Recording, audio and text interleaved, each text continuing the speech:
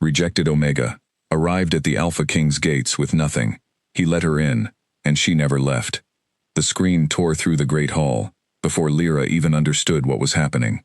Alpha Dorian stood before the entire Thornwood pack, his voice sharp enough to cut through bone, and he said the words no Omega ever wants to hear. I reject you as my mate. The hall fell silent. Hundreds of eyes turned toward her, some in pity, most in cold satisfaction. Lyra felt the bond between them snap like a rope pulled too tight, and the pain of it dropped her to her knees on the stone floor. She had known something was wrong for weeks. Dorian had grown distant, canceling their meetings, avoiding her eyes at pack gatherings. She had told herself it was stress, the burden of leadership, anything but the truth. Now the truth stood in front of her wearing his handsome face, and it was worse than anything she had imagined. He did not even give her a reason. He simply turned to his advisors, as if she were a piece of furniture that had outlived its use, and ordered the guards to escort her from the territory before nightfall. Nora, one of the few pack members who had ever shown Lyra real kindness, tried to push through the crowd to reach her, but two guards blocked her path. Nora's eyes were wide with horror, and she mouthed the words "I'm sorry" before the crowd swallowed her from view. Lyra wanted to call out to her, to hold on to something familiar before she was thrown into a world she did not know, but her throat had closed around a scream she refused to let escape. She would not give this pack the satisfaction of seeing her break completely. The guards did not wait for her to gather herself. Rough hands pulled her upright, and she was marched through the hall, past the whispering crowd, past the life she had built for herself in this pack since she was a child. She caught sight of Dorian one last time. He was not looking at her. He was already speaking with his council, already moving forward with his life, as though the woman he had chosen as his mate 3 years ago had simply evaporated into the air. Outside, the night was cold, and the stars offered no comfort. The guards stopped at the edge of the territory line, a place marked only by an old twisted oak tree that Lyra had climbed as a child. One of them, a young man named Callum who had once trained alongside her in the healing house, would not meet her eyes. He held out a small satchel, the only thing he had been permitted to give her. Inside was a loaf of bread, a water skin, and a single wool blanket. It was not enough for a journey. It was barely enough for a single night. Lyra did not beg. She had decided somewhere between the great hall and the tree line that she would not lower herself to that. Instead, she took the satchel, straightened her spine, and turned her back on the only home she had ever known.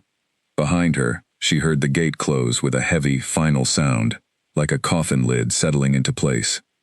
She did not look back. She could not afford to.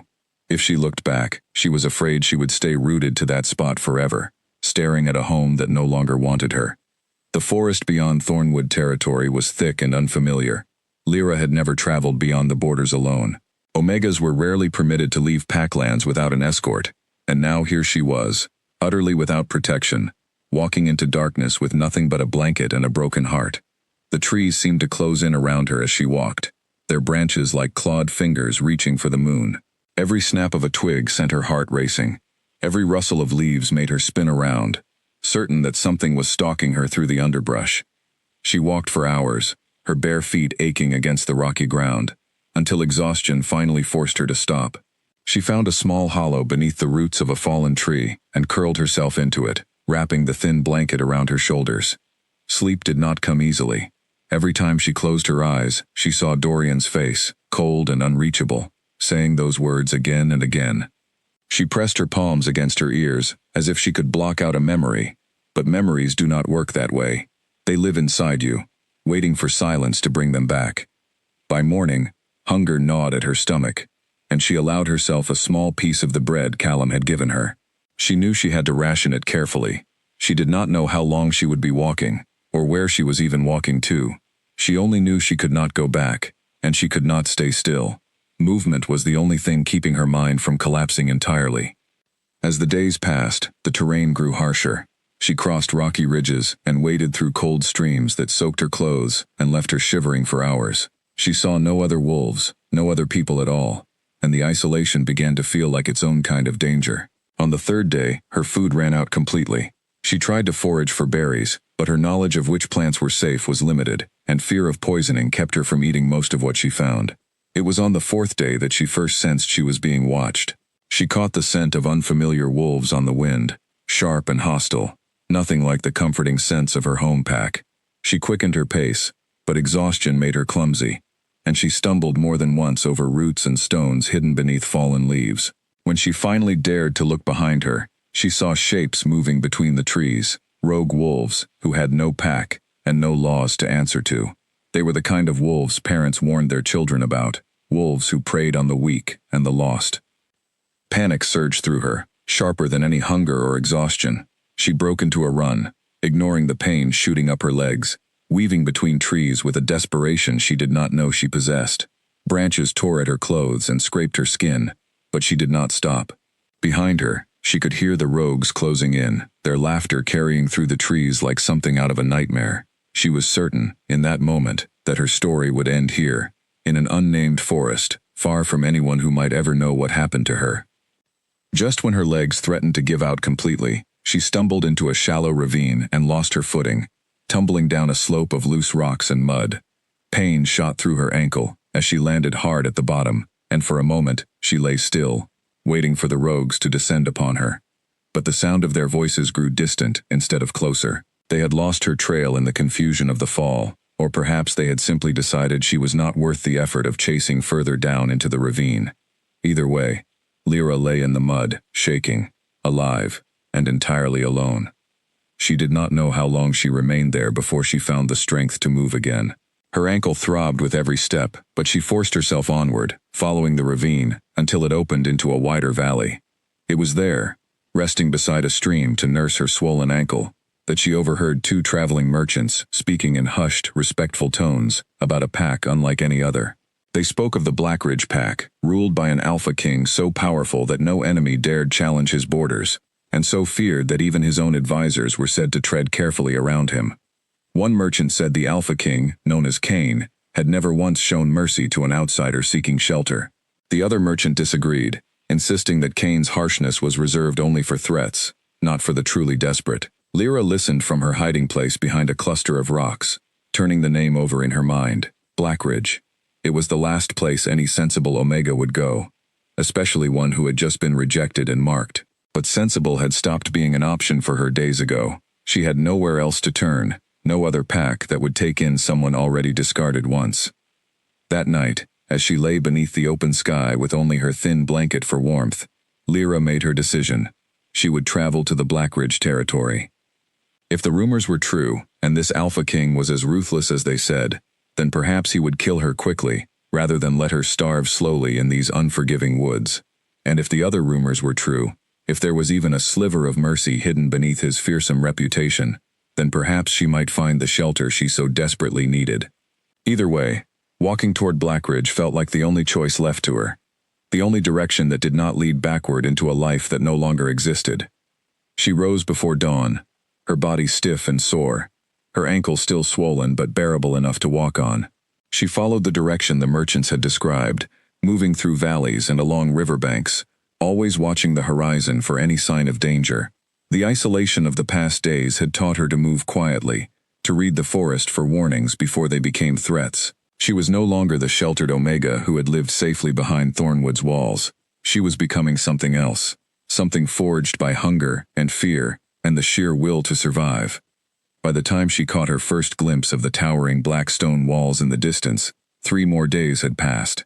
Her body was thin from lack of food, her clothes were torn and stained with mud, and her ankle had swollen to twice its normal size. But she stood at the edge of a wide plain and stared at the fortress before her, feeling something she had not felt since the night of her rejection. It was not hope exactly. It was closer to defiance, a stubborn refusal to let her story end in the wilderness, forgotten and alone. The walls of Blackridge rose higher than any she had ever seen, built from dark stone that seemed to drink in the last light of the setting sun. Banners bearing a black wolf's head snapped in the wind atop the battlements, and even from this distance, Lyra could sense the power radiating from the territory, an energy that made the hair on her arms stand on end. This was not a place that welcomed strangers. This was a fortress built to keep enemies out, and here she was, a stranger with nothing to offer, about to walk straight up to its gates. She thought of turning back, of finding some quiet corner of the wilderness to disappear into instead. But the thought lasted only a moment before her stomach twisted with hunger and her ankle throbbed with pain, reminding her that the wilderness offered nothing but a slow, lonely death. Blackridge, at least, offered a chance, however small. She took a breath, steadied herself against the ache in her body, and began walking toward the gates, one determined step after another, carrying nothing but the clothes on her back, and the fierce, quiet resolve that had carried her this far already. The closer she came, the more she could make out details of the fortress. Guards patrolled the walls in disciplined formations, their movements sharp and precise, nothing like the relaxed patrols of Thornwood. Torches lined the top of the walls, casting flickering light across stone that had clearly withstood centuries of conflict. Lyra's legs trembled with every step, exhaustion and hunger finally catching up to her now that her destination was in sight. She forced herself to keep moving, knowing that if she stopped now, she might never find the strength to start again. As she approached within 100 yards of the gates, one of the guards atop the wall let out a sharp whistle, and she saw figures moving quickly along the battlements. Word of her approach was already spreading, and she could only imagine what they thought of her. A lone, ragged woman stumbling toward the most feared pack in the region, with no escort and no explanation. She kept walking anyway. There was no other choice left to make. Behind her lay a home that had cast her out. Ahead of her lay a fortress that might do the same, or worse. But standing still, caught between the two, was not survival. It was surrender. And Lyra had promised herself in that cold hollow beneath the fallen tree that she would not surrender, not to grief, not to fear, not to anyone who had already decided she was worthless. The gates of Blackridge loomed larger with every step, and somewhere behind those dark stone walls, a decision was already being made about her fate, one she had no power over and no way to predict. All she could do was keep walking, keep her chin raised despite the trembling in her legs, and hope that whatever waited for her on the other side of those gates would be kinder than what she had left behind. The guards atop the wall shouted down commands to one another, their voices sharp with suspicion. Lyra stopped a careful distance from the gates, her hands raised slightly to show she carried no weapon, though in her current state, weak and limping, she doubted anyone truly believed she posed a threat. A tall guard with a scarred jaw leaned over the battlement and called down to her, demanding to know her name, her pack, and her purpose for approaching Blackridge territory uninvited. Lyra hesitated. She had rehearsed what she might say during the long days of walking, but standing here now, exhaustion pressing down on her like a physical weight, the words felt harder to summon than she expected. She told them her name was Lyra, that she had no pack, and that she sought only shelter for the night, nothing more. She did not mention Thornwood. She did not mention Dorian. She did not want her story to arrive before she did, twisted by rumor into something even worse than the truth. The guard's expression hardened at the words "no pack." In the world of shifters, an Omega without a pack was either a runaway, a spy, or someone who had been cast out, and none of those possibilities inspired trust. He barked an order to the other guards, and Lyra watched as the massive gates remained firmly shut. Instead, a smaller side door creaked open, and 4 guards stepped out to surround her, their expressions guarded and unfriendly. One of them, a broad-shouldered man with cold eyes, grabbed her arm roughly and demanded she explain herself further. Lyra winced at the pain shooting through her already exhausted body, but she did not cry out. She had learned, over the last difficult days, that showing weakness only invited more of it. She told them again, calmly, that she meant no harm, that she only needed rest and food, and that she would leave at first light if that was what they required of her. The guards exchanged uncertain glances. It was clear from their hesitation that unwelcome strangers were not common at these gates, and they did not quite know what to do with a lone, injured Omega who showed no fear despite being surrounded. One of the younger guards suggested simply turning her away, sending her back into the wilderness where she had come from.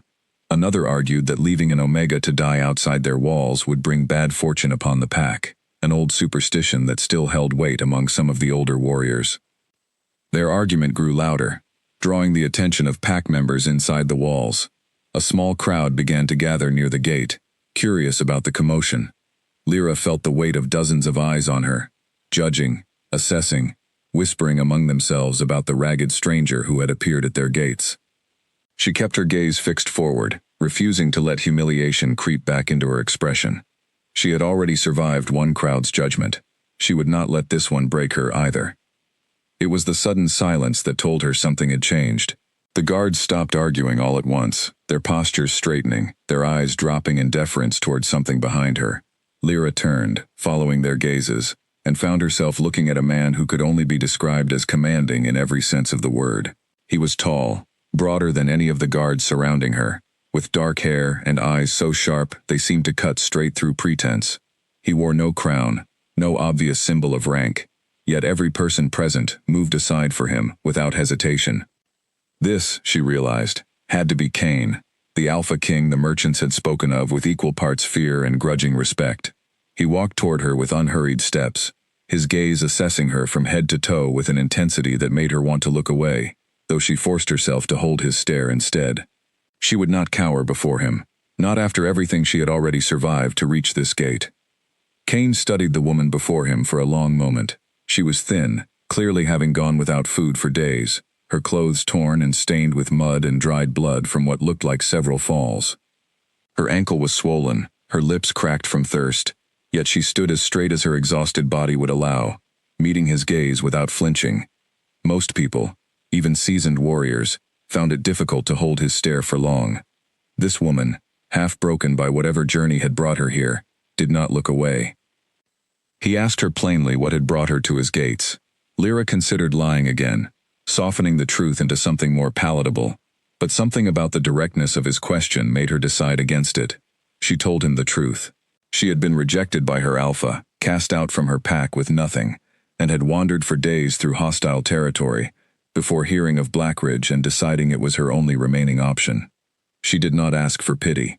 She simply stated the facts, watching his face carefully for any reaction. Cain's jaw tightened almost imperceptibly at the word rejected, though Lyra could not have known the reason behind that reaction. He had his own history with betrayal, one that few in his pack dared to speak of openly. He studied her a moment longer, taking in the exhaustion evident in every line of her body, the swelling around her ankle that she was clearly trying to hide, and the quiet defiance that remained despite everything she had endured. His advisors, who had followed him to the gate, immediately began voicing objections. One argued that taking in a stranger of unknown loyalty was reckless, especially one who had just openly admitted to being cast out of another pack. Another suggested that her presence might bring unwanted attention from her former pack, entangling Blackridge in conflicts that were not their own. Cain listened to their concerns without responding, his eyes still fixed on Lyra, who stood silently, waiting for a verdict that would decide whether she lived or died in the coming hours. Finally, Cain turned to his advisors and told them plainly that the decision was his to make, and his alone. He ordered the guards to open the gates, instructing them to bring the woman inside, tend to her injuries, and provide her with food and a place to rest. The crowd that had gathered near the entrance broke into murmurs of surprise. Several guards exchanged disbelieving glances, clearly unaccustomed to their king showing such mercy to an outsider, especially one with no political value or alliance to offer. Lyra herself was too stunned to move for a moment. She had prepared herself for rejection, perhaps even for violence, but not for this unexpected kindness from a man whose reputation suggested he possessed none. When one of the guards gently took her arm to guide her through the gates, she finally allowed her guard to drop slightly, exhaustion washing over her now that the immediate danger of rejection had passed. As she was led through the gates and into the heart of Blackridge territory, she caught Cain watching her with an expression she could not quite decipher. It was not warmth exactly, nor was it the coldness she had expected from a man of his reputation. It was something more careful, more measured, as though he were solving a puzzle whose pieces did not yet fit together. Lyra held his gaze for a brief moment, before exhaustion finally forced her eyes downward, and she allowed herself to be led deeper into the fortress that would, for now, become her only shelter. The healing house was located near the center of the pack grounds, a long stone building with high windows that let in soft afternoon light. An older woman named Grace, who served as the pack's head healer, examined Lyra's ankle with brisk efficiency, her expression softening slightly as she noted the extent of the injury and the obvious signs of malnutrition. Grace said little as she worked, wrapping the ankle tightly and preparing a simple meal of broth and bread for Lyra to eat slowly, warning her that her stomach would need time to adjust after days without proper food. As the warmth of the broth spread through her, Lyra felt tears prick at the corners of her eyes, tears she had refused to let fall during her entire journey. It was not sadness exactly that brought them, but something closer to overwhelming relief, the sudden release of tension that had held her upright through days of fear and uncertainty. Grace noticed but said nothing, simply continuing her work with the quiet understanding of someone who had likely seen many broken souls pass through her healing house over the years. Word of the king's decision spread quickly through Blackridge territory. By evening, most of the pack had heard some version of the story, though details varied wildly, depending on who was telling it. Some claimed the stranger was a spy, sent to weaken their defenses from within. Others insisted she was simply a pitiful, harmless creature the king had taken in out of rare compassion. A few, more perceptive than the rest, wondered quietly whether their king, who had shown no interest in any woman since a painful betrayal years earlier, had seen something in this stranger that even he did not yet fully understand. Cain retreated to his study that evening, but found it difficult to focus on the reports awaiting his attention. His mind kept drifting back to the image of the woman standing at his gates, exhausted and injured, yet refusing to back down or beg for mercy. He had seen countless outsiders approach Blackridge over the years, some seeking alliance, others seeking refuge, but none had carried themselves with quite the same stubborn dignity as this rejected Omega who called herself Lyra. He told himself it was simply curiosity, a passing interest in an unusual situation, nothing more significant than that. Yet as the night wore on and sleep continued to elude him, he found himself wondering what kind of alpha would reject a woman who possessed such quiet strength, and what circumstances could have led to a decision that seemed, from everything he had witnessed at the gate, entirely unjustified. It was not his place to interfere in the affairs of another pack, he reminded himself firmly. Yet some instinct, buried deep and unfamiliar, told him that this woman's story was far from finished, and that his own story, quiet and guarded for so many years, might somehow become tangled with hers before it was through. Outside his window, the fortress settled into its nightly rhythm, guards patrolling the walls, torches flickering against the dark stone, and somewhere within the healing house, a woman who had arrived with nothing, slept soundly, for the first time in days, unaware of how deeply her arrival had already begun to shift the careful balance of a kingdom she had only just entered. Lyra woke the next morning to sunlight streaming through the high windows of the healing house, and for a moment, she forgot where she was. Her body ached in ways she had not fully noticed the night before, exhaustion having masked the true extent of her injuries, until sleep and warmth allowed her to feel them clearly. She sat up slowly, testing her wrapped ankle, relieved to find the swelling had already begun to ease under Grace's careful treatment. Grace appeared soon after, carrying a simple tray of food and a change of clothes, plain but clean, far better than the torn garments Lyra had arrived in. She explained, in a brisk but not unkind tone, that Lyra would remain in the healing house until her ankle fully recovered, after which she would be expected to contribute to pack life in some capacity. Guests at Blackridge, Grace explained, were not permitted to remain idle for long, regardless of the king's mercy in allowing them shelter. Lyra nodded, grateful simply to have a roof over her head and food in her stomach.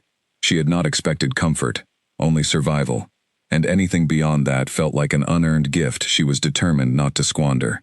She asked Grace cautiously about the pack, about its people, and about the king who had made the decision to let her inside, despite his reputation for harshness toward outsiders. Grace's expression grew thoughtful at the question, and she explained, in careful words, that Cain had not always been so guarded. Years ago, Grace explained, Cain had been betrothed to a woman from a neighboring pack, a union meant to strengthen alliances between two powerful territories. But the woman had betrayed him in ways that went beyond simple heartbreak, manipulating him for the benefit of her own pack's ambitions, before abandoning him entirely once her purpose was served. Since then, Cain had built walls around himself, far thicker than the stone surrounding his fortress, trusting almost no one outside his closest advisors, and certainly no woman who might seek to use him the way his former betrothed once had. Lyra absorbed this information quietly, understanding now why his decision to let her inside had seemed to shock so many within the pack. If Cain guarded himself so carefully against outsiders, his choice to show her mercy must have been significant, even if she did not yet understand his reasons for making it. She wondered, briefly, whether he had seen something of his own pain reflected in her situation, though she did not dare hope that such a powerful man might feel any genuine connection to a rejected Omega with nothing to offer him. Over the following days, Lyra's ankle continued to heal, and she began assisting Grace with small tasks around the healing house, grateful for anything that allowed her to feel useful, rather than like a burden on a pack that owed her nothing. She learned to prepare simple remedies, to change bandages efficiently, and to comfort injured pack members with quiet, steady words, skills she had once used within Thornwood, before her entire world collapsed around her. The pack members she encountered treated her with a mixture of curiosity and caution. Some, like a kind young warrior named Finn who had injured his hand during training, spoke with her freely, asking questions about her journey, and seeming genuinely sympathetic to her situation. Others regarded her with open suspicion, unable to reconcile their king's uncharacteristic mercy with the harsh reputation he had built over years of ruthless leadership. One afternoon, while Lyra was organizing herbs along a shelf in the healing house, she overheard two guards speaking quietly near the entrance, unaware of her presence just beyond the doorway. They spoke of Kane's growing habit of walking past the healing house more frequently than usual, always finding some minor reason to check on the pack's well-being that happened to bring him near, wherever Lyra was working. One guard suggested, half joking, that their king had developed an unusual interest in the rejected Omega who had arrived at their gates with nothing. Lyra felt heat rise to her cheeks at the suggestion, though she quickly dismissed it as idle gossip, the kind that spread easily through any close community, with little else to occupy its attention. Kane was a king with countless responsibilities. It seemed far more likely that his presence near the healing house was simply coincidental, a natural consequence of overseeing a fortress this large, rather than any genuine interest in a woman with nothing left to offer. Yet that evening, as she carried a basket of freshly gathered herbs across the courtyard, she found herself face to face with Kane himself, who had apparently been walking the same path for reasons of his own. He stopped, his expression unreadable as always, and asked simply how her recovery was progressing. Lyra answered honestly, telling him that her ankle had improved significantly under Grace's care, and that she was grateful for the shelter and food his pack had provided her. Kane studied her for a long moment before speaking again, his voice measured and careful, as though he were choosing each word with deliberate precision. He told her that Grace had spoken well of her willingness to help around the healing house, and that such diligence was noted favorably among his people. Lyra found herself unexpectedly pleased by this simple acknowledgement, though she quickly reminded herself not to read too much significance into a king's passing comment about a guest's work ethic. Their conversation remained brief, formal, neither of them venturing beyond safe, practical topics. Yet as Kane turned to continue on his way, he paused once more, glancing back at her with an expression that flickered, just briefly, with something warmer than the careful neutrality he maintained around most of his pack. He said nothing further, simply nodding once before continuing across the courtyard, leaving Lyra standing there, herb basket in hand, wondering what exactly had just passed between them. Days turned into a week, and Lyra's presence within Blackridge became less of a novelty and more of a quiet routine. She continued working alongside Grace, growing more skilled with each passing day, and slowly began to feel less like an intruder and more like someone with a genuine place within the pack's daily rhythm. She had not forgotten the pain of her rejection, nor the uncertainty of her future, but for the first time since that terrible night in Thornwood's Great Hall, she allowed herself small moments of peace. It was during one of these moments, while tending to a young pup who had scraped his knee during play, that Lyra first noticed Kane watching her from across the courtyard, his expression thoughtful, as he observed how gently she calmed the crying child, distracting him from his pain with a simple story, until his tears turned to laughter. She did not know how long Kane had been standing there, but when their eyes eventually met, neither looked away immediately, both caught in a silent exchange that neither fully understood yet. That night, Grace mentioned casually, while preparing herbs for the evening's remedies, that she had never seen Kane linger near the healing house so often before Lyra's arrival. She said it without any particular emphasis, simply an observation from someone who had served the pack long enough to notice patterns others might overlook. Lyra brushed off the comment, insisting it meant nothing significant, though privately, she found herself replaying the moment in the courtyard again and again, unable to fully dismiss the warmth that had spread through her chest when their eyes had met. Despite the growing sense of stability within Blackridge's walls, Lyra remained cautious, keenly aware that her position here was far from secure. She was, after all, an outsider, with no pack, no political value, and no guarantee that Kane's mercy would extend indefinitely. She had learned the hard way that security could vanish in an instant, that even those who claimed to care for you could turn cold and distant without warning. She told herself, firmly, that she would not allow herself to hope for anything more than temporary shelter, no matter how the king's occasional glances made her chest tighten with something she refused to name. Yet despite her careful efforts to guard her heart, small moments continued to accumulate between them, quiet exchanges in the courtyard, brief conversations near the healing house, glances that lingered a fraction longer than necessary. Neither Kane nor Lyra spoke openly of whatever was beginning to grow between them, both too guarded by their respective pasts to risk naming something that might only lead to further pain. But beneath the surface of careful formality, something undeniable had begun to take root, unnoticed by neither of them, though neither yet possessed the courage to acknowledge it fully. As the days continued to pass, word of Lyra's presence within Blackridge inevitably began to spread beyond the pack's borders, carried by traveling merchants and wandering messengers who spoke of the rejected Omega, who had somehow found favor with the notoriously guarded Alpha King. It was only a matter of time before that word reached ears it was never meant to reach, setting in motion events that would soon test the fragile peace Lyra had only just begun to find within Blackridge's dark stone walls. 2 weeks after her arrival, Lyra's ankle had healed enough that she no longer needed the wrapping Grace had applied so carefully during her first days in the healing house. She moved through her daily tasks with growing confidence, no longer the trembling, exhausted stranger who had stumbled through the gates. Yet the scars of her rejection remained beneath the surface, resurfacing at unexpected moments, in the way she flinched when raised voices echoed through the courtyard, or the way she avoided eye contact whenever pack members gathered in large groups, old instincts warning her that crowds often meant judgment. Kane noticed these small moments of hesitation more than he let on.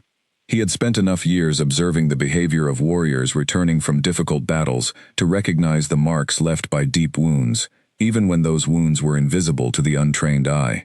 He found himself paying closer attention to Lyra than he had originally intended, not out of simple curiosity anymore, but out of a growing concern he could not quite explain, even to himself.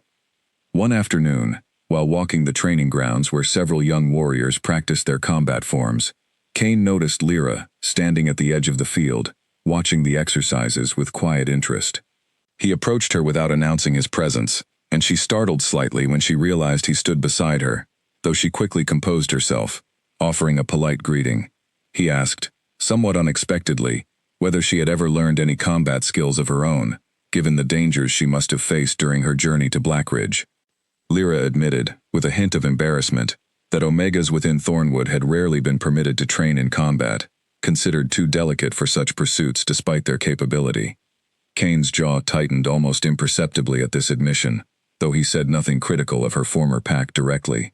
Instead, he suggested, in a tone more gentle than she had yet heard from him, that perhaps she might benefit from learning at least basic self-defense, given the uncertain nature of her future, and the dangers that had nearly claimed her life during her journey through the wilderness. Lyra hesitated before agreeing, uncertain whether accepting such an offer might be seen as overstepping her position as a mere guest within his pack. But something in Kane's expression convinced her that the offer was genuine, not simply a formality extended out of obligation. She accepted, and from that day forward, she began spending an hour each afternoon, training under the careful guidance of one of Kane's most trusted warriors, a patient woman named Ivy, who taught her the fundamentals of balance, defense, and controlled strength. The training proved difficult at first, Lyra's body still recovering fully from the exhaustion of her journey, but she pushed through with a determination that surprised even Ivy, who commented more than once that the newcomer possessed far more resilience than her gentle demeanor initially suggested. Lyra found unexpected satisfaction in the training, a sense of reclaiming some measure of control over her own safety, after weeks of feeling utterly powerless against the forces that had shaped her fate. Kane occasionally observed these training sessions from a distance, careful not to interfere or draw attention to his interest, though Ivy noted with quiet amusement that her king seemed to find increasingly convenient reasons to pass by the training grounds during Lyra's designated hour each afternoon. She said nothing of this observation to Lyra directly, sensing that both parties remained too cautious, too guarded by past hurts, to acknowledge whatever quiet connection continued to grow steadily between them. It was during one such training session that a messenger arrived at Blackridge's gates, requesting urgent audience with the king.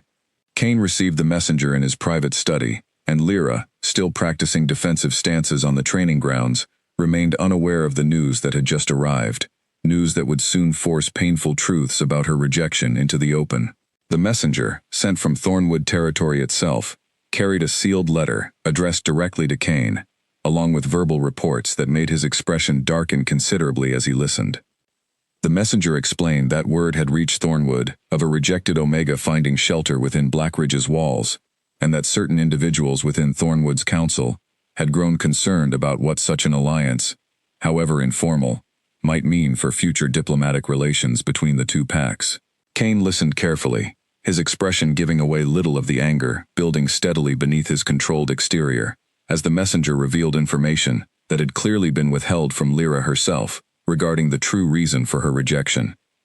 According to the messenger, Dorian had not rejected Lyra due to any genuine flaw or failing on her part.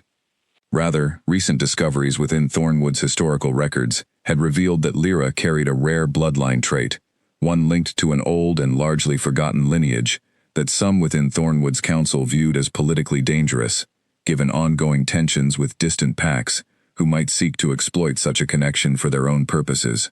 Dorian, fearing the political complications this discovery might create, had chosen to sever the bond rather than risk the entanglements her bloodline might invite. Kane's hands clenched into fists beneath his desk as he absorbed this information, anger rising steadily at the injustice of what Lyra had endured. She had been cast out, humiliated in front of her entire pack, and left to wander dangerous wilderness alone, not because of any true failing, but because of political convenience and cowardice on the part of a man who had once claimed to want her as his mate. The unfairness of it burned through him with an intensity that surprised him, given how carefully he had guarded himself against strong emotional reactions since his own painful betrayal years earlier. He dismissed the messenger with careful, measured words, giving no indication of the fury simmering beneath his controlled exterior, and sat alone in his study for a long while afterward, turning the revelation over in his mind. He thought of Lyra's quiet dignity at the gates, her refusal to beg or explain herself beyond simple, honest facts, and understood now that she had likely not even known the true reason behind her own rejection. She had carried the weight of assumed inadequacy across miles of dangerous wilderness, believing herself somehow flawed or unworthy, when in truth, the fault lay entirely with the cowardice of the man who had rejected her. Kane found himself unable to focus on his usual duties for the remainder of the afternoon, his thoughts repeatedly drawn back to the woman currently training on his grounds, unaware that a messenger had just revealed the true circumstances of her painful past. He debated whether to tell her immediately or wait for a more appropriate moment, uncertain which choice would cause her less additional pain, given everything she had already endured. That evening, he found her near the healing house, finishing her final tasks before retiring for the night. He approached carefully, his expression more serious than she had yet seen from him, and asked if she might walk with him for a moment. Lyra, sensing the gravity in his tone, agreed without hesitation, following him to a quiet corner of the courtyard where they could speak without being overheard by curious pack members. Kane relayed the messenger's information carefully, watching her expression shift from confusion to shock as the truth of her rejection finally became clear. Lyra's hands trembled slightly as she absorbed the revelation, years of assumed inadequacy, suddenly reframed as an act of political cowardice rather than any genuine failing on her part. She felt something complicated rise within her, not quite relief, not quite anger, but a tangled mixture of both, alongside a fresh wave of grief for the years she had spent believing herself somehow unworthy of the bond she had shared with Dorian. Kane watched her carefully as she processed the information, resisting the urge to reach for her, uncertain whether such a gesture would be welcomed or overwhelming, given everything she had just learned. Instead, he simply remained present, allowing her the space to work through her emotions without pressure or expectation, a quiet, steady presence that Lyra found unexpectedly comforting, despite the turmoil churning within her. When she finally spoke, her voice was steadier than she expected, carrying a new edge of quiet strength that had not been present when she first arrived at Blackridge's gates weeks earlier. She told Kane that while the truth did not erase the pain of her rejection, it did shift something significant within her. She no longer needed to wonder what flaw had made her unworthy of her former mate's loyalty, because the truth was that no flaw had ever existed at all. The realization, however painful in its own right, felt strangely liberating, freeing her from a burden of self-doubt she had carried since that terrible night in Thornwood's great hall. Kane nodded, his expression softening slightly as he observed the quiet transformation taking place before him. He told her, in words more direct than he typically allowed himself, that whatever value Dorian had failed to recognize in her, he himself had seen clearly since the very moment she stood at his gates, exhausted and injured, yet refusing to bow to circumstances that would have broken most people entirely. Lyra felt her breath catch slightly at his words, unprepared for the sincerity carried within them. And for a long moment, neither of them spoke, simply standing together in the quiet courtyard, something unspoken but undeniable, settling steadily between them. Neither acknowledged aloud what that moment might mean for their future, both still too cautious, too shaped by past betrayals, to name the growing connection openly. But as they finally parted ways for the evening, each retreating to their respective quarters, both carried with them the quiet certainty that whatever had begun between them was no longer something either could easily dismiss or ignore, regardless of how carefully they continued to guard their hearts against the possibility of further pain. In the weeks that followed the messenger's revelation, something shifted noticeably within Blackridge's walls. Lyra no longer moved through the pack grounds with the cautious uncertainty of someone unsure of her welcome. She had begun to feel, for the first time since her rejection, that she belonged somewhere, that her presence held genuine value rather than merely tolerated charity. Pack members who had once regarded her with suspicion now greeted her warmly, having witnessed her diligence in the healing house and her growing skill during training sessions with Ivy. Grace, in particular, had grown fond of her young assistant, often remarking that Lyra possessed a natural gift for healing that reminded her of her own early years learning the craft. She began teaching Lyra more advanced remedies, techniques for setting broken bones, and methods for treating the deeper wounds warriors sometimes carried home from border patrols. Lyra absorbed this knowledge eagerly, grateful for a purpose that extended beyond simple survival, a role that made her feel genuinely useful within a community that had shown her unexpected kindness. Her relationship with Kane, meanwhile, continued to deepen in small, quiet increments, neither of them rushing toward anything, neither felt fully prepared to name. They found themselves sharing meals together more frequently, often in the quiet privacy of his study, rather than the crowded dining hall, where Kane admitted he found genuine conversation difficult, given the constant scrutiny of pack politics. Lyra came to learn more about the man behind the fearsome reputation, discovering a thoughtful, deeply responsible leader who carried the weight of his entire pack's well-being with a seriousness that left little room for personal indulgence.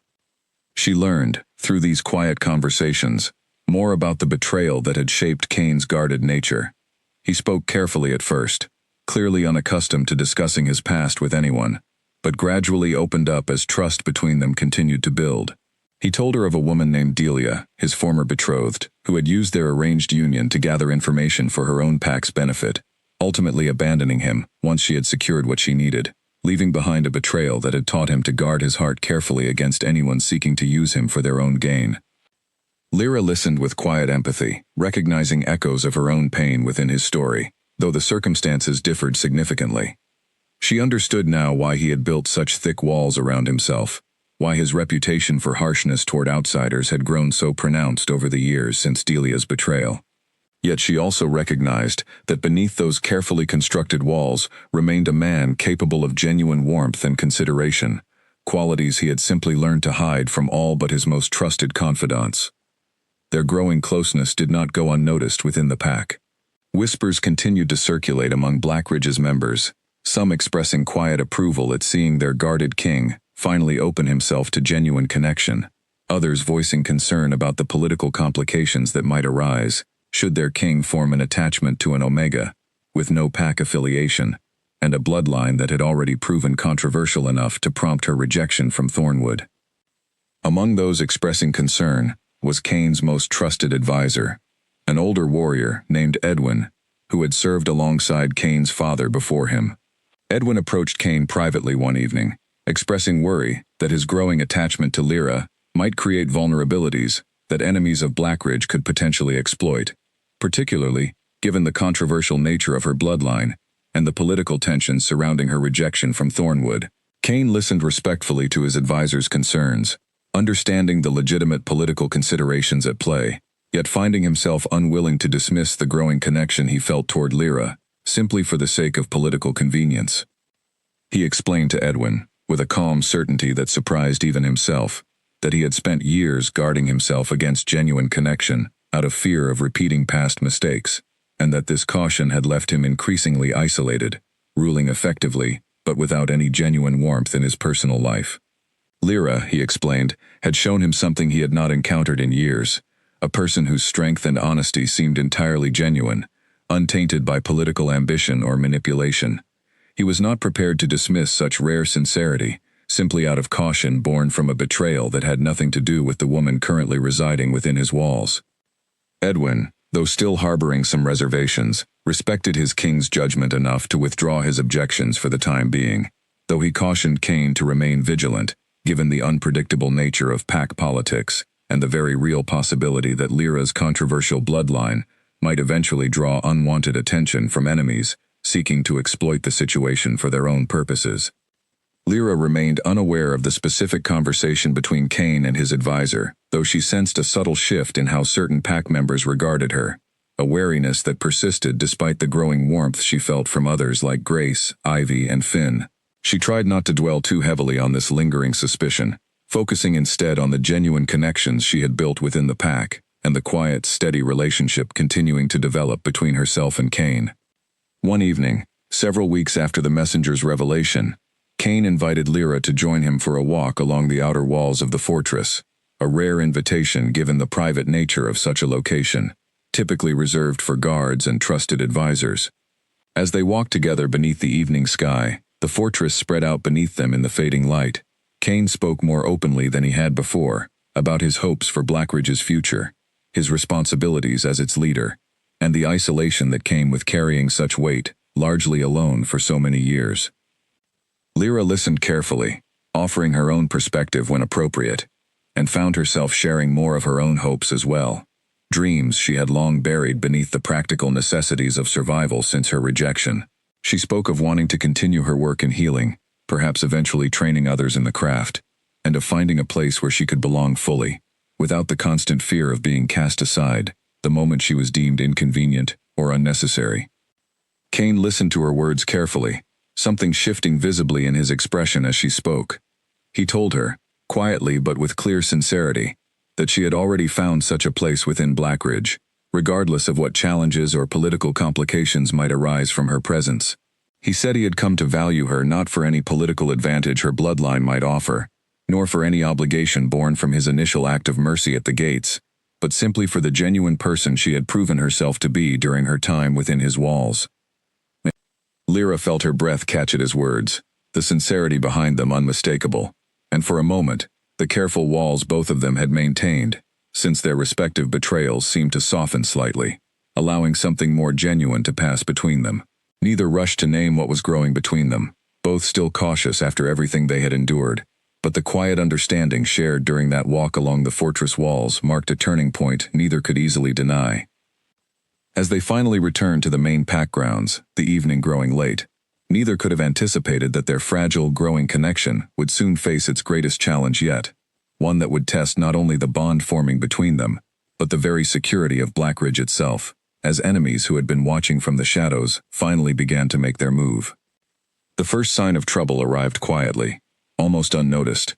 A patrol returning from the eastern border reported unfamiliar scent trails along the boundary line, faint traces of wolves who did not belong to any of the neighboring packs Blackridge maintained peaceful relations with. Kane received the report with careful attention, though he did not yet suspect the trails were connected to Lyra's presence within his territory. Border incursions, though rare, were not entirely unheard of, and he ordered increased patrols without raising immediate alarm among the general pack population. Lyra, meanwhile, continued her routine within the healing house, unaware of the growing tension building along Blackridge's borders. Her days had settled into a comfortable rhythm, mornings spent assisting Grace with the healing house's daily needs, afternoons dedicated to training with Ivy, and evenings increasingly spent in Kane's company, their conversations growing steadily more personal, as trust between them deepened further with each passing day. It was during one such evening, as she walked back toward her quarters, after a shared meal with Cain, that Lyra first sensed something was wrong.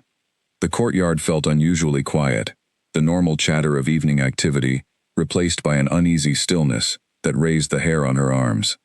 She paused, scanning the shadows carefully, years of heightened caution since her wilderness journey never having fully faded despite her growing sense of safety within Blackridge's walls. The attack came swiftly and without warning. Two figures emerged from the shadows near the healing house entrance, their movements precise and clearly trained, nothing like the clumsy aggression of common rogues she had encountered during her journey through the wilderness. Lyra barely had time to register the danger before one of the attackers lunged toward her, a blade catching the moonlight briefly, before she managed to twist away, her training with Ivy kicking in through pure instinct rather than conscious thought. She cried out as loudly as she could, hoping to draw attention before the situation grew worse, and managed to land a defensive strike against her attacker, buying herself precious seconds as she scrambled backward toward the safety of a nearby building. The second attacker moved to cut off her escape, but the commotion had already drawn the attention of nearby guards, who arrived within moments, their swift response driving the attackers into a hasty retreat before either could complete whatever mission had brought them into Blackridge's heavily guarded territory in the first place. Cain arrived at the scene moments later, having heard the commotion from his study, and found Lyra trembling but largely uninjured, guards already securing the immediate area, while others pursued the fleeing attackers into the darkness beyond the walls. His expression, upon seeing her safe, shifted rapidly from controlled concern to barely restrained fury, a reaction more intense than even his advisors had witnessed from him in recent memory. He knelt beside her, checking carefully for any injuries she might have sustained, his hands surprisingly gentle, despite the visible tension coiled through his entire body. Lyra assured him she was largely unharmed, only shaken by the suddenness of the attack, though she admitted her hands continued to tremble from the adrenaline still coursing through her system. Cain's jaw tightened at her words, and he ordered additional guards stationed immediately around the healing house and Lyra's private quarters, unwilling to risk any further attempts on her safety. Investigation into the attack revealed troubling details over the following days.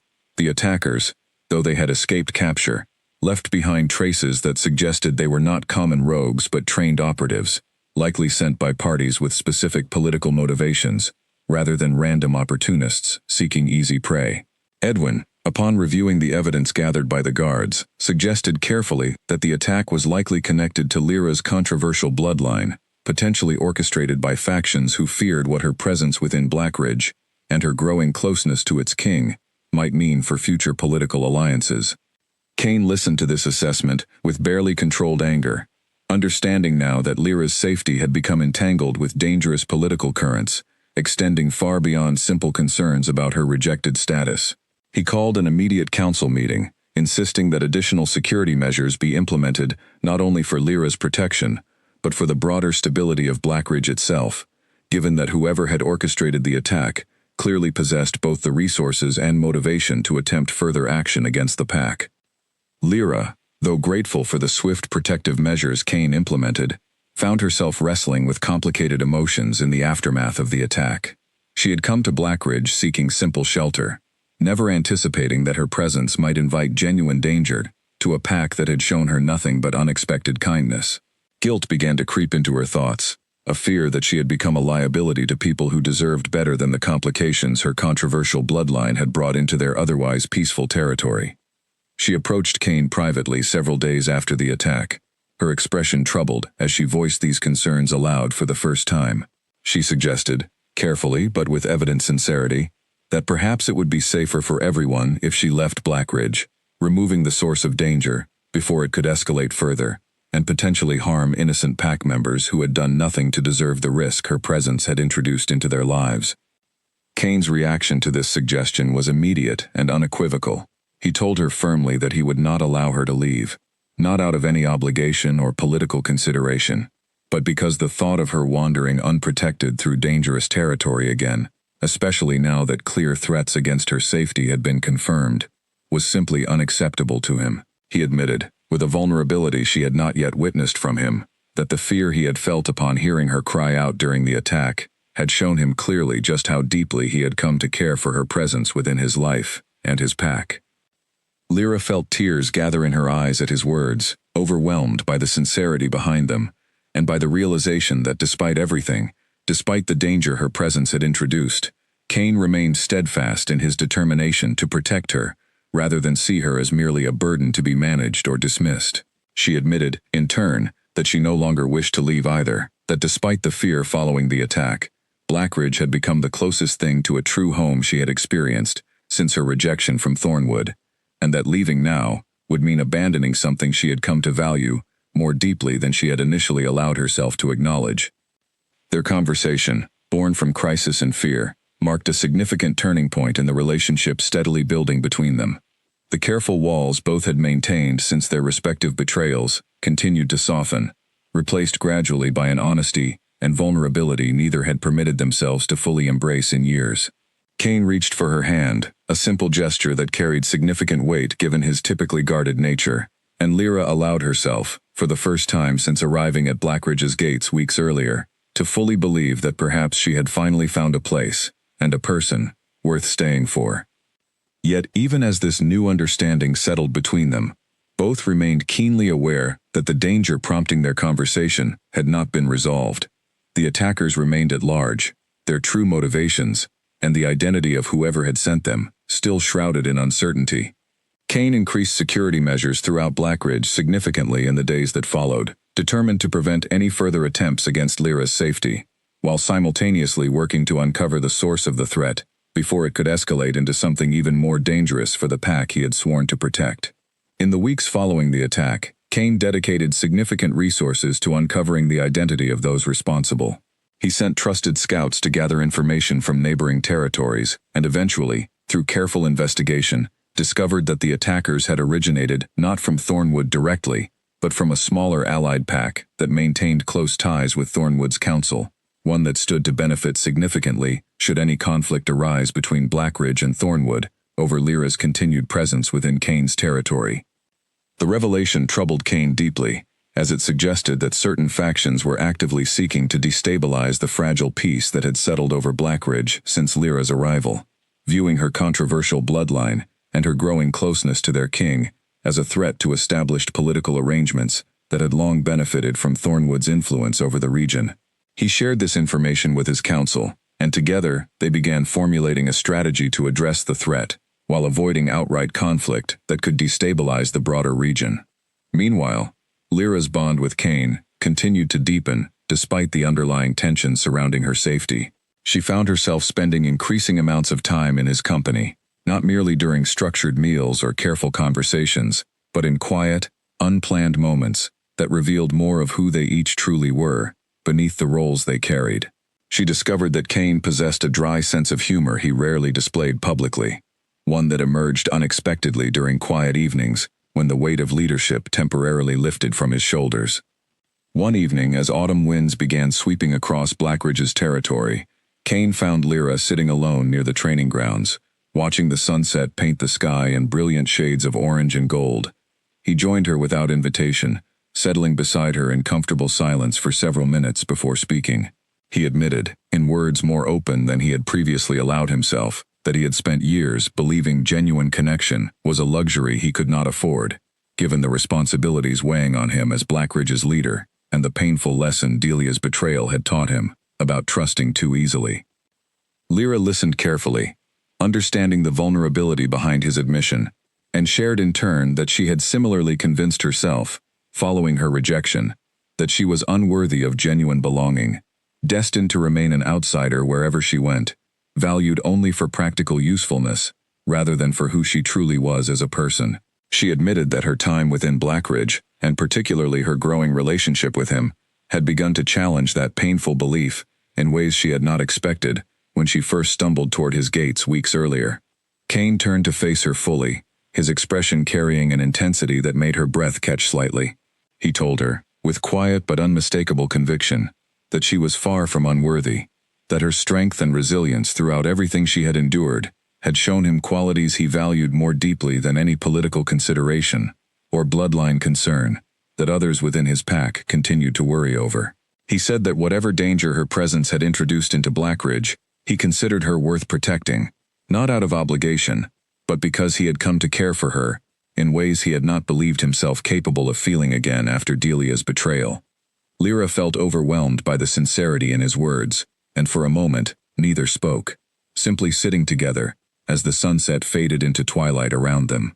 It was Lyra who finally broke the silence, admitting quietly that she had come to feel something similarly significant toward him, a connection she had initially dismissed as gratitude for his mercy at the gates, but which had grown into something far deeper and more meaningful as she came to know the man behind the fearsome reputation that preceded him throughout the region.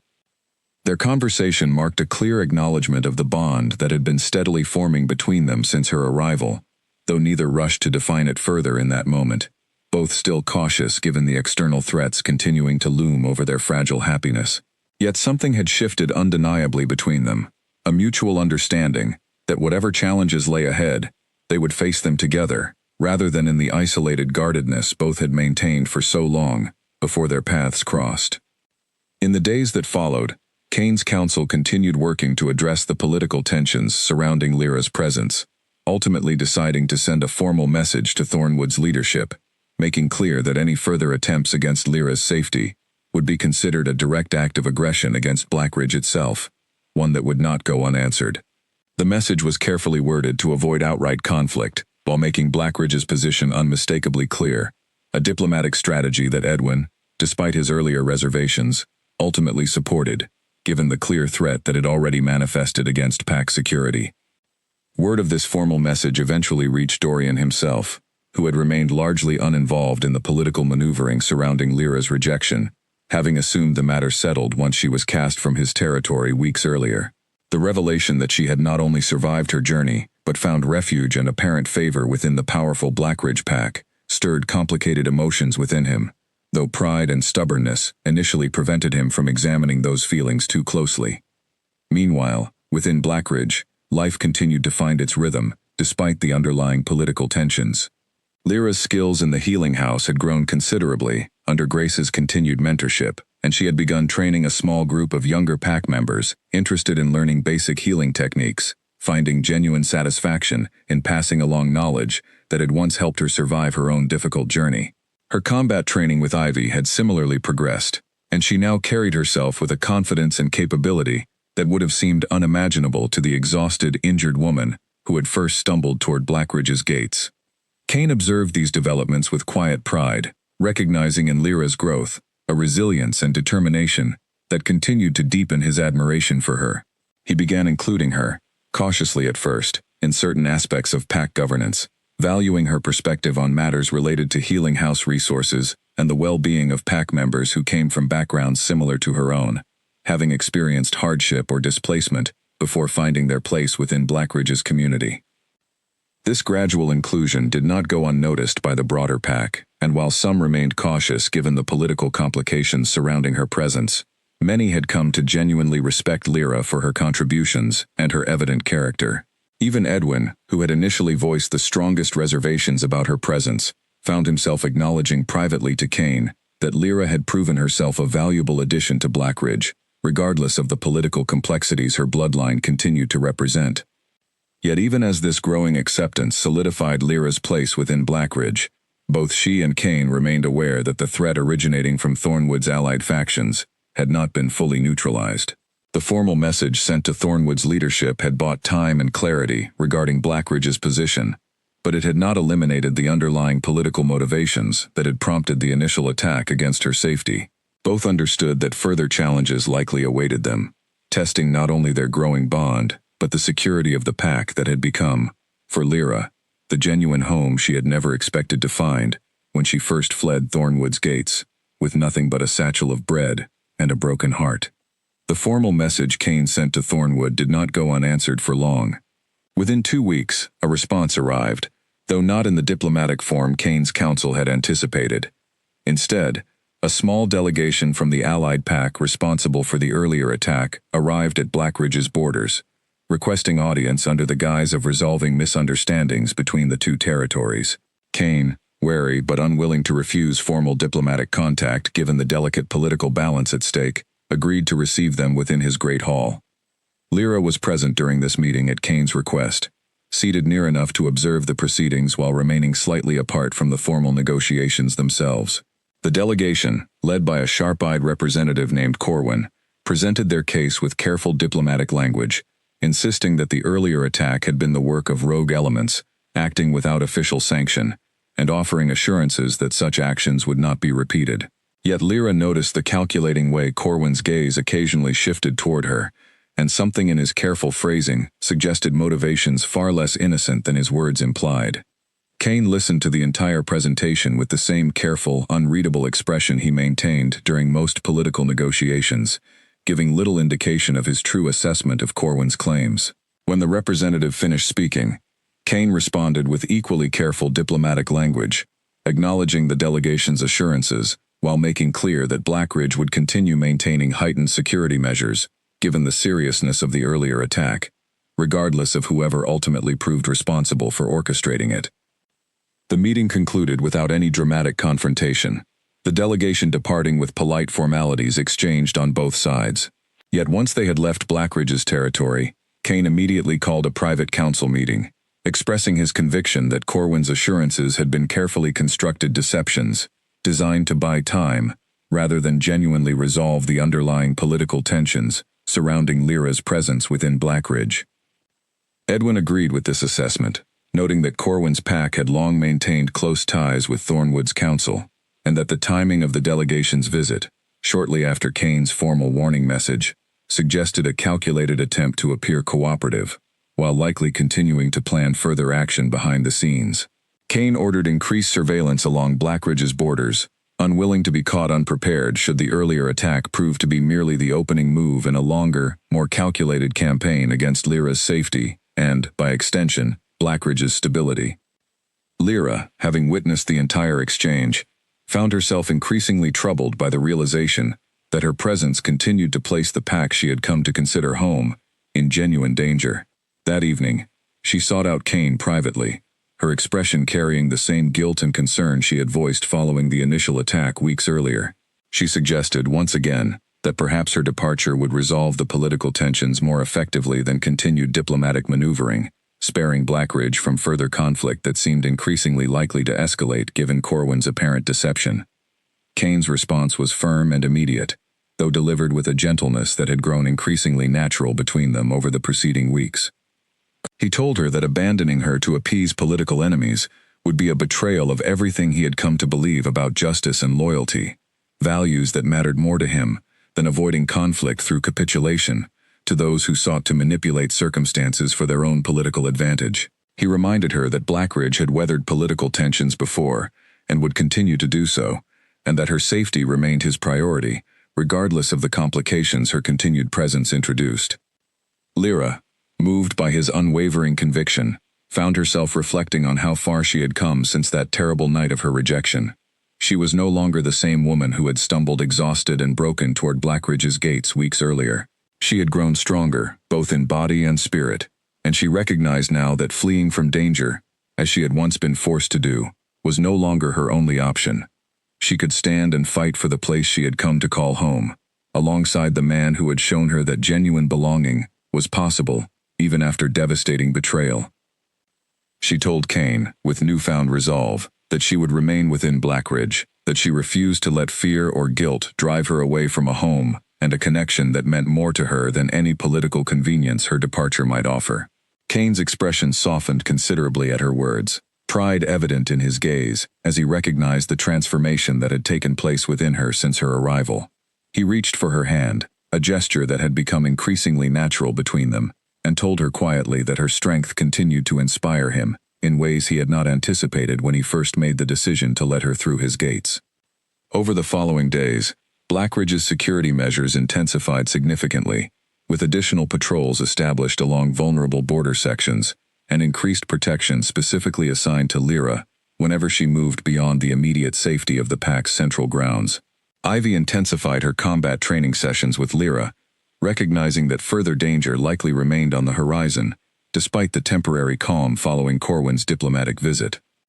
It was during one of these intensified training sessions that Finn, the young warrior who had befriended Lyra during her early days within Blackridge, approached her with troubling news he had gathered during a recent border patrol. He had overheard fragments of conversation among unfamiliar wolves near the territory boundary, conversations suggesting that a more significant action was being planned, one that would attempt to remove Lyra from Blackridge's protection through more forceful means than the initial failed attack had employed.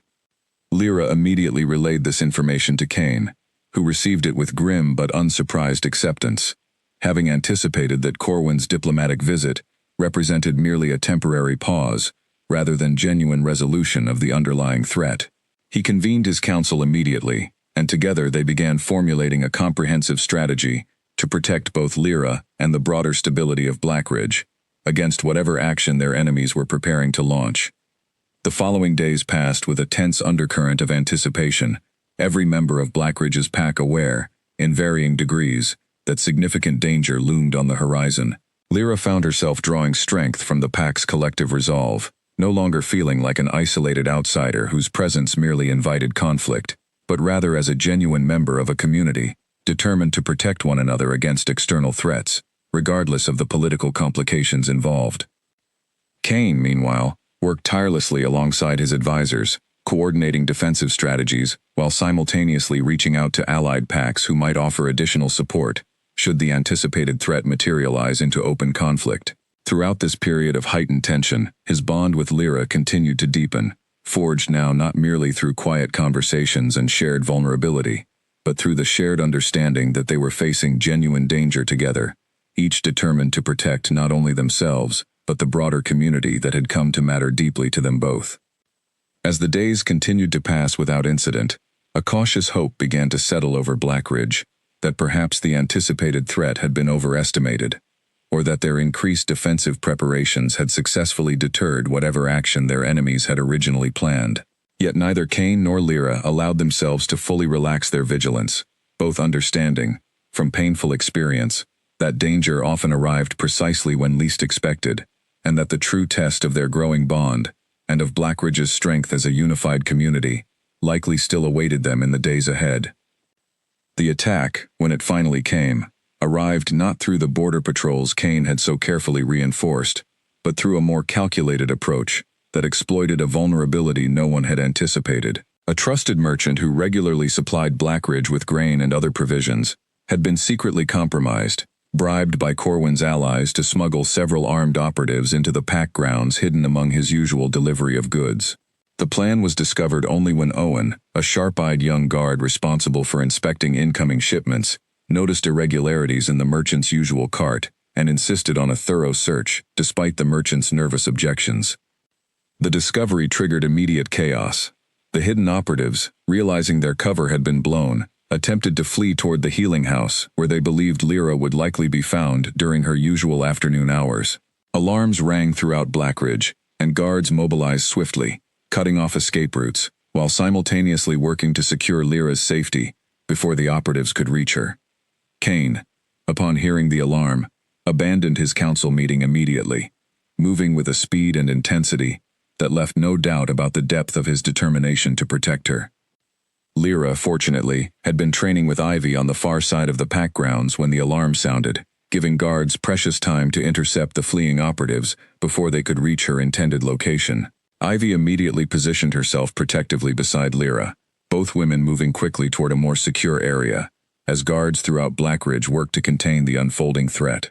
Lyra's training under Ivy's careful guidance proved invaluable in this moment, allowing her to move confidently and calmly despite the danger, rather than freezing in fear as she might have during her earlier days within Blackridge. The confrontation between Blackridge's guards and the compromised operatives proved brief but intense. Kane himself arrived at the critical moment, his presence alone enough to shift the balance of the confrontation decisively in Blackridge's favor. The operatives, recognizing the futility of continuing their mission against overwhelming odds, were ultimately subdued and captured rather than allowed to escape, providing Blackridge with crucial evidence and testimony regarding the true source of the ongoing threats against Lyra's safety. In the aftermath of the failed attack, Kane personally oversaw the interrogation of the captured operatives, determined to uncover definitive proof of the political conspiracy that had endangered his territory and the woman who had come to mean so much to him. The operatives, faced with the reality of their capture, eventually confirmed what Kane and his council had already suspected. Corwin's pack, acting on behalf of factions within Thornwood's council who feared the political implications of Lyra's controversial bloodline, combining with Blackridge's considerable power, had orchestrated both this attack and the earlier failed attempt against her safety. This confirmation provided Kane with the definitive evidence needed to address the situation through proper diplomatic channels rather than continued covert conflict. He convened an emergency council session and, together with his advisors, drafted a formal complaint to be delivered not only to Corwin's pack, but to the broader Council of Allied Territories, exposing the conspiracy and demanding accountability for the repeated attacks against Blackridge's sovereignty and the safety of a woman under his protection. The formal complaint, backed by the testimony of the captured operatives, created significant political consequences for Corwin's pack and the factions within Thornwood who had orchestrated the conspiracy. Other Allied territories, unwilling to be associated with such underhanded tactics, quickly distanced themselves from Corwin's leadership, isolating his pack politically, and forcing a formal apology and reparations to be issued to Blackridge in an attempt to salvage what remained of their damaged diplomatic standing. Lyra, upon learning the full details of the conspiracy and its subsequent resolution, felt a complex mixture of relief and lingering unease. The immediate threat against her safety had been neutralized through Kane's decisive action and Blackridge's collective strength, yet she could not fully shake the awareness that her bloodline continued to represent a source of political complexity that might resurface in different forms as circumstances evolved in the future. She shared these lingering concerns with Kane during a quiet evening following the resolution of the immediate crisis, admitting that despite her determination to remain within Blackridge, she worried about the ongoing burden her presence might continue to place upon the pack and its leadership. Kane listened carefully to her concerns before responding with a conviction that had only grown stronger throughout the recent crisis.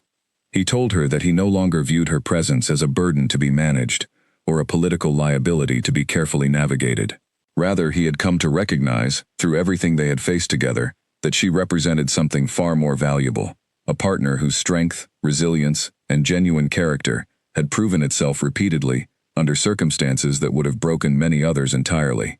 He said that whatever political complexities her bloodline might continue to represent, he was prepared to face them alongside her, not as separate challenges to be managed independently, but as shared circumstances they would navigate together as equals. As he spoke these words, Kane reached for both of her hands, his expression carrying a vulnerability and sincerity that left no doubt about the depth of his feelings.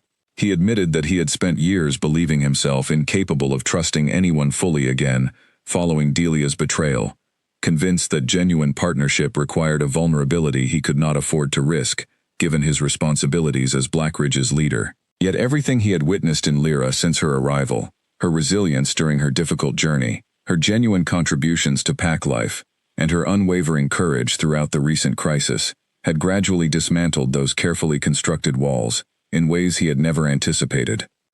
Lyra felt tears gather in her eyes as she listened, overwhelmed by the sincerity and depth of feeling behind his words. She admitted, in turn, that her own journey toward trusting again had been similarly difficult, shaped by the pain of her rejection and the belief that she was somehow fundamentally unworthy of genuine belonging. Yet her time within Blackridge, and particularly her growing bond with him, had shown her that such belief had never reflected the truth of her own worth, but rather the failures and cowardice of those who had failed to recognize it. In that quiet moment, surrounded by the settling peace of a crisis finally resolved, both Kane and Lyra allowed themselves to fully acknowledge what had been growing between them since her arrival weeks earlier.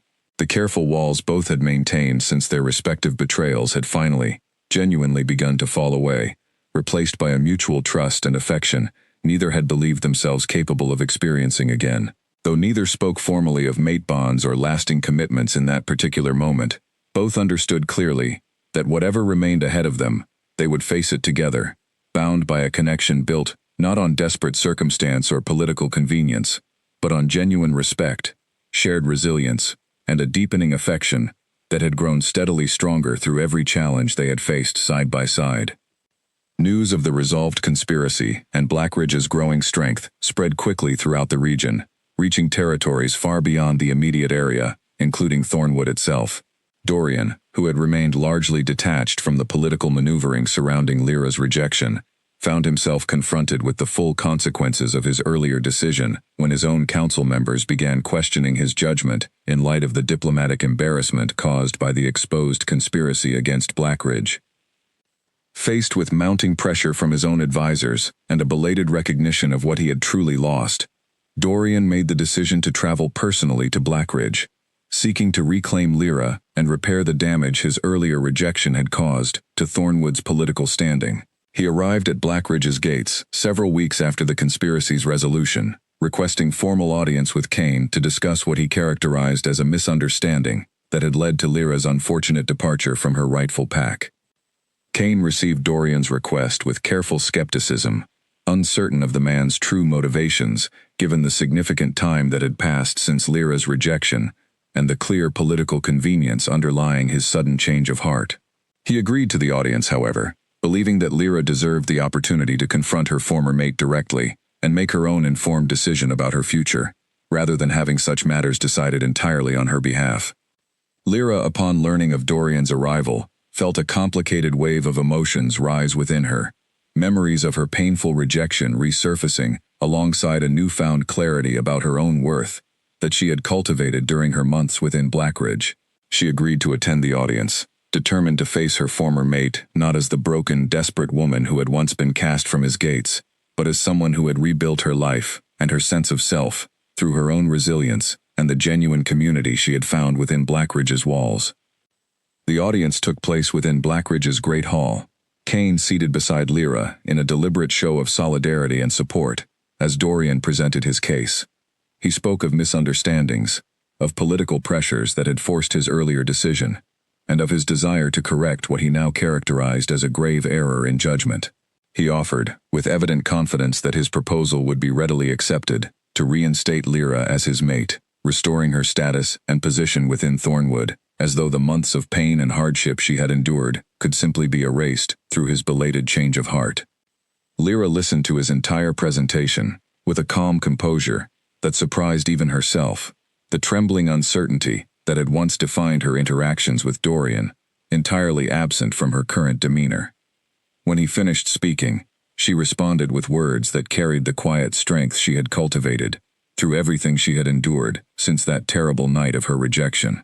She told him plainly that she had not been searching for reinstatement or correction of past mistakes, but rather had built an entirely new life for herself, one grounded in genuine community, mutual respect, and a partnership with someone who had valued her from the very moment she arrived at his gates, with nothing to offer beyond her own character and resilience. She explained that Blackridge had become her true home, not through obligation or convenient political circumstance, but through months of genuine connection, contribution, and belonging that Thornwood had never truly offered her, even during the years she had believed herself content within its walls. She told Dorian that his offer, however sincerely intended, arrived far too late to undo the damage his earlier decision had caused, and that she had no intention of abandoning the life and the connections she had built within Blackridge to return to a pack that had once discarded her without a second thought. Dorian, visibly taken aback by her composed rejection of his offer, attempted further persuasion, appealing to shared history and the years they had once spent together before his fateful decision. Yet Lyra remained resolute, her resolve strengthened further by the quiet, steady presence of Kane beside her, and by the awareness that the pack surrounding them, gathered to witness this significant moment, stood united in support of her decision, rather than viewing her as a political complication to be managed or dismissed. Kane finally spoke, his tone carrying the calm authority that had earned him such respect throughout the region. He informed Dorian that Lyra's decision was hers alone to make, and that Blackridge would fully support whatever choice she made regarding her future, free from any external pressure or manipulation.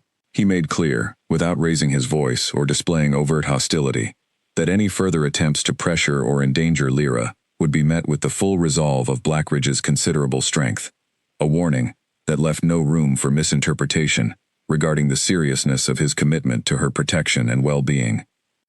Recognizing the futility of further persuasion and the clear unity standing against his belated attempt at reconciliation, Dorian ultimately withdrew his offer, departing Blackridge's territory with his diplomatic mission entirely unsuccessful. As he left, Lyra felt a profound sense of closure settle over her, the final remnants of guilt or lingering attachment to her former life within Thornwood finally releasing their hold over her, replaced by a clear, confident sense of belonging to the life and the community she had built for herself within Blackridge. In the weeks following Dorian's departure, Kane and Lyra's relationship continued to flourish, no longer shadowed by external threats or lingering political complications. Their bond, tested repeatedly through crisis and challenge, had proven itself resilient and genuine, built on a foundation of mutual respect, shared vulnerability, and a deep appreciation for the strength and character each had demonstrated throughout their shared trials.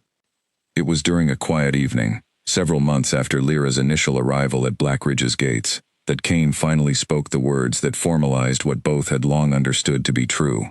He told her, in the privacy of his study where their relationship had first begun to deepen through countless quiet conversations, that he wished for her to remain by his side, not merely as a valued member of his pack, but as his true mate, chosen freely and completely, without any of the political convenience or circumstantial obligation that had once characterized both of their earlier, painful experiences with rejection and betrayal. Lyra accepted without hesitation, her own feelings having grown just as certain and complete as his throughout the months they had spent building genuine trust and connection together. The formal bonding ceremony that followed drew pack members from across Blackridge's territory, along with representatives from allied packs who had come to respect the resilience and character Lyra had demonstrated throughout her time within their region. Even Grace, Ivy, Finn, and Edwin, who had each played their own role in supporting Lyra's journey toward genuine belonging, stood among the gathered witnesses, their pride evident as they watched the woman who had once arrived exhausted and broken, now stand confidently as Blackridge's future queen. As the ceremony concluded and celebrations began throughout the pack grounds, Lyra found a quiet moment to reflect on the journey that had brought her to this point. From the devastating rejection that had once seemed to end her entire world, through the desperate wilderness journey that had tested every ounce of her resilience, to the unexpected mercy shown by a king whose reputation had suggested nothing but harshness toward outsiders, and finally, to the genuine love and belonging she had found within walls she had once approached with nothing but fear and desperation. She thought of the frightened, broken woman who had stumbled toward Blackridge's gates months earlier, carrying nothing but a satchel of bread and a heart shattered by rejection, and marveled at how completely her life had transformed since that fateful night.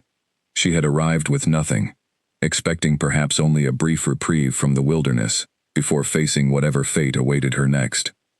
Instead, she had found a genuine home, a community that valued her for her true character rather than any political convenience, and a partner who had shown her that genuine love required not the erasure of past pain, but the courage to build something new and real from the strength that pain had taught her to cultivate within herself. As Kane found her among the celebrating crowd, drawing her close with the easy affection that had become natural between them, Lyra felt a certainty settle deep within her heart, one that no future challenge or political complication could ever fully shake. She had arrived at the Alpha King's gates with absolutely nothing, expecting rejection, or at best, temporary mercy. Instead, she had found everything she had never known to hope for: a genuine home, a true partner, and a place where she belonged completely and unconditionally.